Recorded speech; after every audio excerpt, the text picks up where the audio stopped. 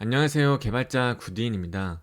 이번 시간에는 직전 강의에서 함께 만들어 보았던 넉스트3 프로젝트에서 반응성을 가진 데이터를 효과적으로 관리할 수 있도록 도와주는 중앙 집중식 상태관리 라이브러리인 피니아에 대해서 간략하게 살펴보도록 하겠습니다. 먼저 프롭스와 에미츠 개념을 한번 확립을 하고 진행해 보도록 하겠습니다.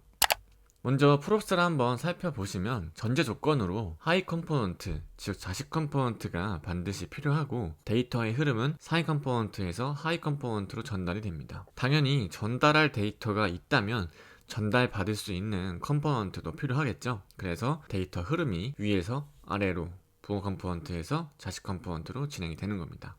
사용 방법으로는 옵션즈 API 방식으로는 프롭스라는 객체를 선언을 해서 그 안에 전달받은 포장지의 타입과 required 속성 이런 걸 적어 주어서 활용을 했었는데, 우리가 지금 개발하고 있는 컴포지션 API에서는 define props라는 내장된 함수를 호출을 해서 props를 타입을 정해주고 사용했었죠. 그래서 프롭받은 데이터의 타입을 설정을 하고, 프롭받은 데이터는 변경이 불가합니다. 오로지 리드 온리 속성이기 때문에 이렇게 조회만 가능하다는 점 이해하시면 되고, 사실 이번 강의에서 그렇게 중요도가 높진 않지만 에밋이라는 것도 있는데, 에밋은 하이 컴포넌트, 즉 자식 컴포넌트에서 부모 컴포넌트로 이벤트를 전달하는 겁니다. 그 이벤트 안에 어떤 데이터를 담을 수도 있겠죠. 그래서 데이터의 흐름은 하이 컴포넌트에서 상위 컴포넌트가 되는 거고, 사용 방법으로는 옵션즈 API에서는 $emit을 사용해서 이벤트를 전달했었고, 컴포지션 API에서는 define emit이라는 걸 선언해서 그 안에 배열로 이벤트의 이름을 만들어준 다음에 선언한다고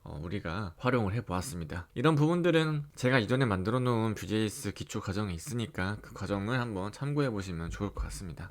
자, 그래서 오늘의 중요한 부분이죠. 자, 스토어에 대해서 한번 알아볼 텐데, 프롭스를 살펴보시면 상위 컴포넌트와 하위 컴포넌트의 관계에서 프롭스라는 개념이 파생이 되었고, 프롭스의 구조를 한눈으로 한번 보시면 오른쪽에 있는 이 그림을 한번 살펴보시면 parent.view라는 부모 컴포넌트에서 어떤 데이터를 child.view 하위 컴포넌트로 전달해주고 있습니다. 이때 데이터가 eDEPS만 돼도 데이터를 추적하기가 좀 귀찮아지기 때문에, 그리고 우리가 데이터를 풀업 시킬 때 반드시 어떤 포장지에 감싸서 데이터를 전달한다 라고 되어 있었죠. 근데 그 포장지의 이름이 고정되지 않고 바뀌어서 전달해도 데이터가 담아주는 데이터만 일치하면 상관이 없기 때문에, 만약에 포장지가 달라지면 그 또한 또 이름을 비교해가면서 데이터를 추적하기가 여간 어려운 일이 아닙니다. 그래서 컴포넌트 간 데이터와 이벤트를 주고받는 것을 프롭스와 에밋이라고 하는데, 프롭스를 사용을 할 때 컴포넌트의 종속 관계의 깊이, 즉 뎁스가 얕을 경우에는 데이터 추적이 비교적 간단하지만, 그 깊이가 깊어질수록 데이터의 흐름을 파악하는데 굉장히 시간이 오래 걸리고 유지보수에 힘이 들어갑니다. 그래서 이러한 단점과 불편함을 보완하기 위해서 스토어라는 개념이 탄생하였는데,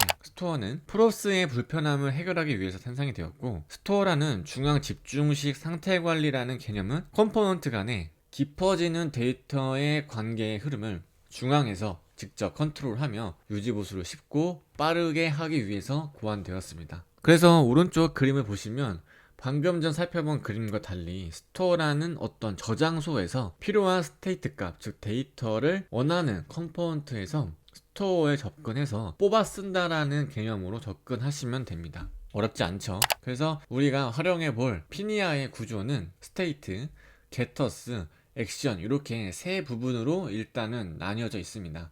제가 4번에 템플릿을 넣은 이유는 스토어가 활용되는 그런 흐름을 한번 보여드리려고 넣어 놓은 거고, 피니아의 구조는 딱 3개입니다. 스테이트, 게터스, 액션스. 먼저 스테이트를 살펴보시면, 스테이트는 상태값, 즉 다양한 컴포넌트에서 공통적으로 사용되는 데이터의 값들을 관리하는 부분입니다. 그래서 우리가 지금 만들고 있는 프로젝트에서 콘스트, 변수, 레프 이런 식으로 어떤 데이터를 선언하고 활용을 하고 있잖아요. 그런 부분이 데이터들이 스테이트에 속한 거고, 그런 스테이트가 다양한 많은 컴포넌트에서 동시다발적으로 활용이 될 때 모든 컴포넌트에서 또 선언해서 그런 로직을 짜주기가 귀찮고 번거로우니까 스토어에서 한 번에 관리를 하게 되는 겁니다. 두 번째로 게터스 같은 부분은 스테이트 값을 활용해서 계산된 속성, 즉 컴퓨티드 기능을 미리 구현해 놓음으로써 그 구현된 기능을 관리하는 부분이고, 컴포넌트에서는 뭐냐면 그 게터스, 즉 계산된 형태의 데이터를 리턴받은 값이겠죠. 컴퓨티드 속성이니까 그 부분을 호출해서 사용할 수가 있습니다. 그러면 이것도 마찬가지로 컴퓨티드를 짜주는 그 계산된 로직을 각각의 컴포넌트에서 매번 코딩을 해서 작성해 주는 게 아니라 스토어에 한번 딱 만들어 놓고 그 로직을 그대로 넣어주면 되겠죠. 스테이트 값만 인자로 남겨준 다음에. 그래서 이 부분도 스테이트와 좀 비슷한 개념이라고 이해하시면 되고, 액션주도 마찬가지입니다. 액션주도 컴포넌트에서 활용되는 함수와 동일하고 비동기적 로직이 처리가 가능합니다. 원래 뷰엑스 개념에서는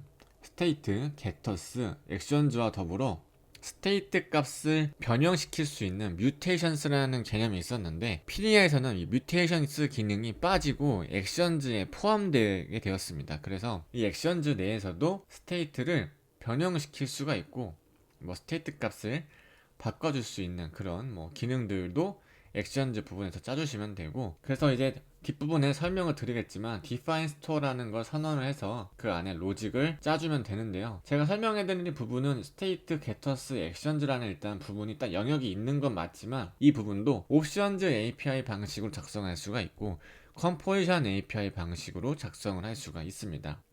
간단한 스토어의 개념을 바로 VS 코드 가셔서 두 가지 모두 다 options API 한번, 컴포지션 API 한번 작성을 통해서 스토어를 한번 활용해 보도록 하겠습니다.